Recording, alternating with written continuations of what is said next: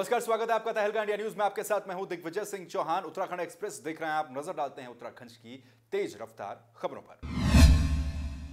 उत्तराखंड विधानसभा में एक बार फिर से जमकर हंगामा हुआ जब विधानसभा में विपक्ष ने स्टिंग प्रकरण उठाया। इस मामले पर विपक्षी विधायक वेल में पहुंच गए, जहां पर वो हंगामा करने लगे। स्टिंग पर विपक्ष ने नियम 310 के तहत चर्चा की मांग की। स्टिंग की सीबीआई जांच हो, ये मांग विपक्ष के द्वारा की गई। साथ ही विपक्ष ने कहा कि जब हरीश रावत की स्टिंग की जांच हो सकती है तो फिर सीएम त्रिवेंद्र सिंह रावत की करीबियों की स्टिंग की जांच क्यों नहीं होती। इसके साथ ही विपक्ष ने जमकर नारेबाजी की। सदन में नियम 310 के तहत चर्चा की मांग की गई, लेकिन नियम 58 के तहत विधानसभा अध्यक्ष ने इस पर चर्चा करने को हामी भरी, जिसके बाद विपक्ष शांत हुआ और इस पर चर्चा की गई। उत्तराखंड विधानसभा में कांग्रेस विधायक मनोज रावत ने पेयजल मंत्री से सवाल किए। देहरादून नगर के गंगोत्री विहार के 3/4 आबादी को छोड़ते हुए सीवर लाइन को लेकर सवाल पूछा गया। पेयजल मंत्री प्रकाश पंत ने इस मामले पर जवाब भी दिया।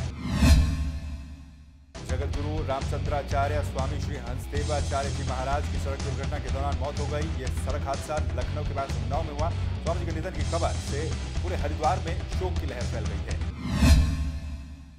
निधन के बाद हिंदू समाज और सनातन संस्कृति को भारी क्षति मानी जा रही है। स्वामी हंसदेवाचार्य महाराज जहां विश्व हिंदू परिषद के मुख्य संतों में से एक थे, वहीं सनातन संस्कृति के पूर्ण समर्थक भी थे। उन्होंने समाज को एक नई दिशा दिखाई।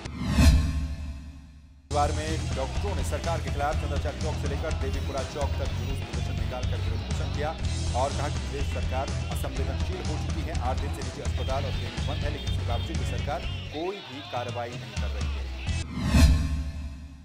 डॉक्टरों का कहना था कि हम उनके परिवार वालों का समर्थन कर रहे हैं, जो कि 8 दिन से हड़ताल पर बैठे हैं। साथ ही इस मामले पर सरकार बातचीत के लिए आगे नहीं बढ़ी है। प्रदेश की स्थिति बदहाल है। सरकारी क्लिनिकों के अलावा अगर बात की जाए प्राइवेट अस्पतालों के लिए, अस्पताल बंद है। मरीजों को परेशानियों का सामना करना पड़ रहा है, लेकिन सरकार मौन है। उत्तराखंड के पहाड़ी जिलों में लगातार हो रहे पलायन के बावजूद भी कई लोग ऐसे हैं जो कि सबके लिए प्रेरणा का स्रोत बने हुए हैं। ऐसे ही रुद्रप्रयाग के एक काश्तकार हैं जो कि एक मिसाल बने हुए हैं। एक तरफ मूलभूत सुविधाओं के अभाव में जहां पहाड़ से लोग पलायन कर रहे हैं, वहीं रुद्रप्रयाग के गवाड़ा सेमलता गांव के सोबत सिंह ने यहां पर एक अलग मिसाल पेश की है। यहां पर बंजर जमीन को हरे भरे बाग में तब्दील कर दिया।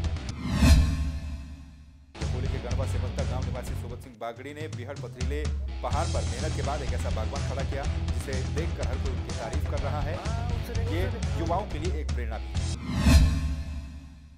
लक्षण में से नाराज होकर एक महिला रेलवे लाइन पर आकर खड़ी हो गई। इस बीच इस पटरी पर मालगाड़ी आ रही थी। महिला आत्महत्या के इरादे से यहां पर पहुंची थी, लेकिन इसी बीच एक सफाई कर्मचारी ने महिला की जान बचा दी। आपको बता दें कि सिमती में रहने वाली एक महिला का झगड़ा अपने पति के साथ हो गया था, जिसके बाद नाराज होकर वो पास के स्टेशन के प्लेटफॉर्म नंबर 2 पर पहुंची और रेलवे ट्रैक पर खड़ी हो गई। जिसके बाद लोगों ने उसे बचाने की कोशिश की और उसे बचा लिया गया। स्टेशन पर लोगों ने शोर मचाकर महिला को ट्रैक से हटाने की कोशिश की, लेकिन वो ट्रैक के सामने खड़ी रही। वहीं इसी बीच रेलवे के कर्मचारी और आरपीएफ के कर्मचारी मूक दर्शक बने रहे। अल्मोड़ा में विकास प्राधिकरण के विरोध में सर्वदलीय संघर्ष समिति ने सरकार के खिलाफ पहाड़ विरोधी कार्य किए जाने का आरोप लगाते हुए मोर्चा खोलकर नई रणनीति तैयार कर दी है। सर्वदलीय संघर्ष समिति ने तय किया कि 25 फरवरी को सरकार के खिलाफ आंदोलन में विकास प्राधिकरण को हटाने की मांग के लिए एक उग्र आंदोलन किया जाएगा। इस आंदोलन में कुमाऊं भर के लोग प्रतिभाग करेंगे और सरकार की पहाड़ विरोधी नीति के खिलाफ बिगुल फूंका जाएगा। वहीं उन्होंने चेतावनी देते हुए कहा कि अगर सरकार इसके बाद भी पहाड़ी क्षेत्रों से प्राधिकरण को नहीं हटाती है तो सर्वदलीय संघर्ष समिति सरकार के खिलाफ न्यायालय तक जाएगी। कोटद्वार कोतवाली क्षेत्र में अपराधी हथियारों को लेकर खुलेआम घूम रहे हैं। इन अपराधियों में किसी भी तरह का भय नजर नहीं आता है। पुलिस इन पर अंकुश लगाने में लगातार नाकाम साबित हो रही है। देर शाम को शहर कोतवाली पुलिस ने गश्त के दौरान 2 लोगों को अवैध तमंचे के साथ गिरफ्तार कर लिया। बाजार चौकी में चेकिंग के दौरान पुलिस को यह कामयाबी हाथ लगी। हल्द्वानी में मंदिर की चौखट पर घंटियों की जगह लोग दराती चढ़ाते हैं। यहां पर ये मान्यता काफी समय से है कि इस मंदिर से यहां की कृषि और यहां के लोग सुरक्षित रहते हैं। हल्द्वानी के निकट फतेहपुरा गांव में गोपाल बिष्ट जी का एक मंदिर है, जहां पर मुराद पूरी होने पर दराती चढ़ाई जाती है। मान्यता है कि इस मंदिर में लोग अपने मवेशियों की और खेती किसानी की खुशहाली की कामना करते हैं। उत्तराखंड एक्सप्रेस के इस बुलेटिन में यहां पर वक्त हो चला एक छोटे से ब्रेक का। ब्रेक के उस पार कुछ और खबरें।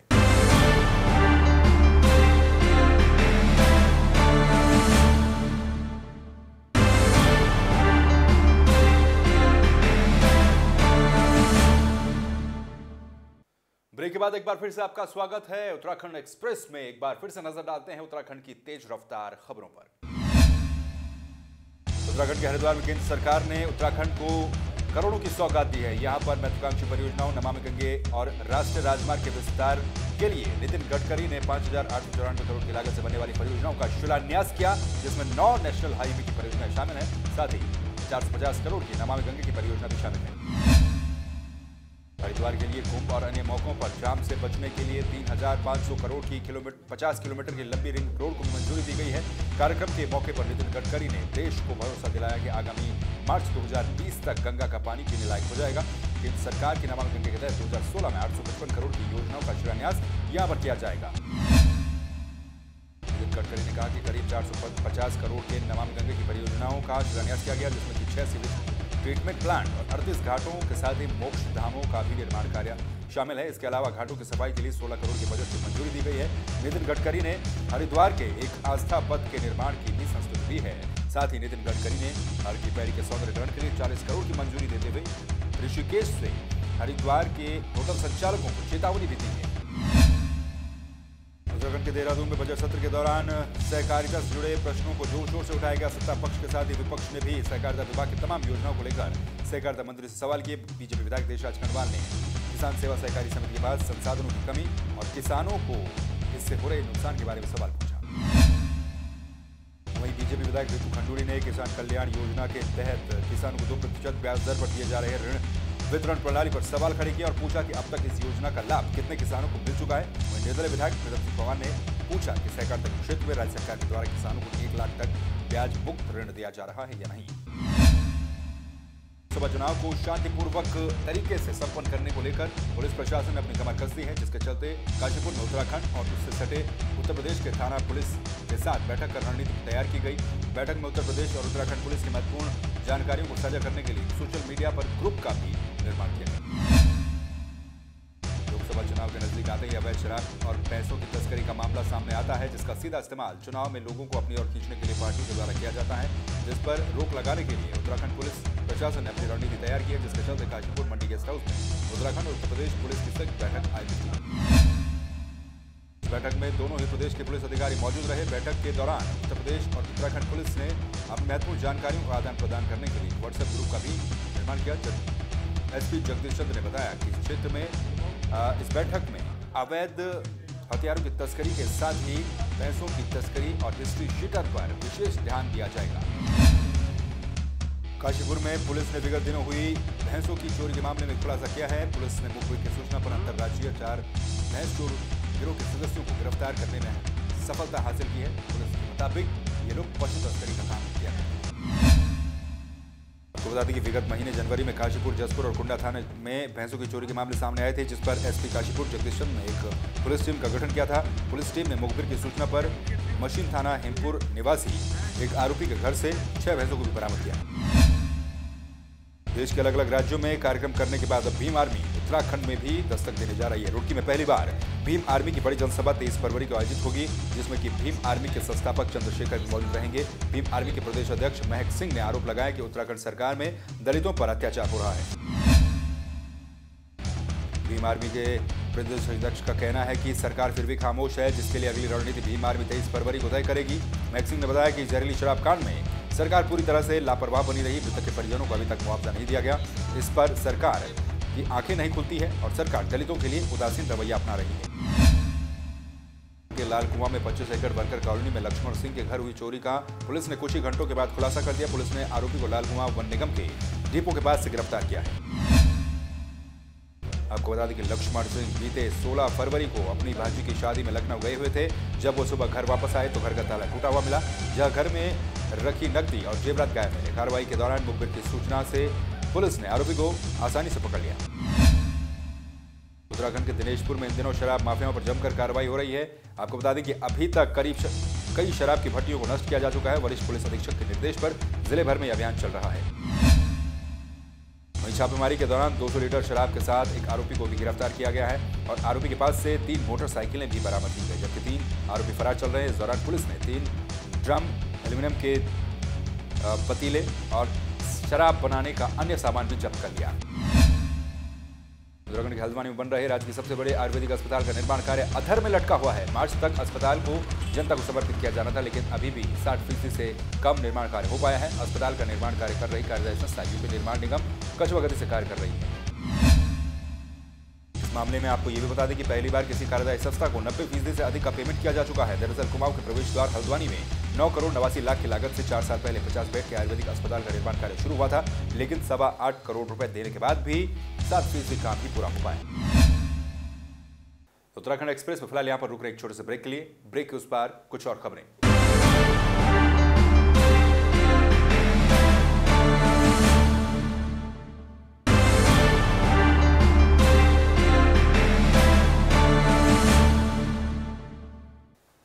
ब्रेक के बाद एक बार फिर से आपका स्वागत है। नजर डालते हैं उत्तराखंड की कुछ और खबरों पर तेज रफ्तार से। हाईकोर्ट ने NH-74 भूमि मुआवजा घोटाले में गिरफ्तारी के बाद से जेल में बंद निलंबित PCS और उधम सिंह नगर के पूर्व विशेष भूमि अध्याप्ति अधिकारी और घोटाले के मुख्य आरोपी DP सिंह की जमानत को मंजूर कर दिया है। कोर्ट इसी घोटाले में जेल में बंद बिल्डर सुनील चावला की जमानत याचिका पर 1 मार्च को सुनवाई करेगी। DP सिंह समेत बिल्डर प्रिया शर्मा, सुनील चावला, एडीएम तेजपाल सिंह समेत अन्य के खिलाफ SIT एंटी करप्शन कोर्ट में आरोप पत्र दायर कर चुकी है। DP समेत अन्य पर 8 मार्च को आरोप तय होंगे। लीगल एंड फोरम ने देहरादून में प्रेस वार्ता का आयोजन किया, जिसमें नेताजी सुभाष चंद्र बोस और डॉक्टर श्यामा प्रसाद मुखर्जी और पूर्व प्रधानमंत्री लाल बहादुर शास्त्री की मौत की जांच की मांग की गई। उनका कहना है कि जो फाइलें नेताजी के संबंध में लगभग 39 सीक्रेट फाइलें थी, उन्हें असूचीबद्ध किया जाए और रूस सरकार को पत्र भेजें, जिससे फाइलों का सीक्रेट सामने आ सके। साथ ही आजाद हिंद फौज की संपत्ति, जो उस वक्त 72 करोड़ रुपए थी, उसका भी खुलासा केंद्र सरकार जल्द से जल्द करे। अल्मोड़ा नगर की एकमात्र दवा कंपनी आल्प्स फार्मास्यूटिकल लिमिटेड पाताल देवी के कर्मचारियों के आमरण अनशन पर भले ही प्रशासन और शासन स्तर पर नजर डाली जा रही हो, इसकी उपेक्षा की जा रही हो, लेकिन अपने हक की लड़ाई लड़ रहे कर्मचारी की हौसले बुलंद है। 27वें दिन भी अनशन जारी रहा। यह आंदोलन ललता प्रसाद चौघनपाटा पार्क में राष्ट्रपिता महात्मा गांधी की मूर्ति के समक्ष चल रहा है। अब आमरण अनशन में मातृशक्ति की प्रतीक आल्प्स फार्मास्यूटिकल कंपनी का कर्मचारी शीला शाह अनिश्चितकालीन भूख हड़ताल पर बैठ गई हैं। विगत 27 जनवरी से लगातार कर्मचारी यहां पर आमरण अनशन पर बैठेंगे। बकाया गन्ना भुगतान को लेकर किसानों ने एक बार फिर से लक्सर शुगर मिल और प्रशासन के खिलाफ जमकर प्रदर्शन किया। इस मामले पर गुरुवार को किसानों ने एक बार फिर से शुगर मिल परिसर में गन्ना समिति कार्यालय में प्रदर्शन किया। साथ ही गन्ना किसानों ने चेतावनी भी दी कि अगर 1 सप्ताह के अंदर तमाम पुराना बकाया भुगतान जारी नहीं किया जाता तो बड़ा आंदोलन किया जाएगा। हरिद्वार देहात के हजारों किसानों का 35 करोड़ से अधिक पिछले वर्ष का बकाया गन्ना मूल्य भुगतान शुगर मिल की तरफ चल रहा है। मठ में भू वैकुंठ बद्रीनाथ इन दिनों बर्फ से ढका हुआ है। यहां पर लगभग 6 से 7 फीट बर्फ जमी हुई है, जिससे कि बद्रीनाथ की सुरक्षा में तैनात पुलिस और सेना के जवान मुश्किल हालातों में रहते हैं। यहां पर पिछले वर्ष की तरह इस वर्ष भी चारों ओर बर्फ ही बर्फ नजर आती है। कड़ाके की ठंड में भी जवान बिना बिजली के ही अंधकार में रहने को मजबूर हैं। धूप में सोलर से चार्ज करके जवान बिजली का सहारा लेते हैं। बर्फ जमने से यहाँ की सड़कें भी बंद पड़ी हुई हैं, जिससे कि सुरक्षा में तैनात पुलिस और सेना के जवानों को यहाँ पर राशन पहुंचाने में भी मुश्किल हालातों का सामना करना पड़ रहा है। तो उत्तराखंड एक्सप्रेस के इस बुलेटिन में फिलहाल के लिए बस इतना ही, लेकिन बाकी खबरों के लिए आप लगातार बने रहिए और देखते रहिए तहलका इंडिया न्यूज। नमस्कार।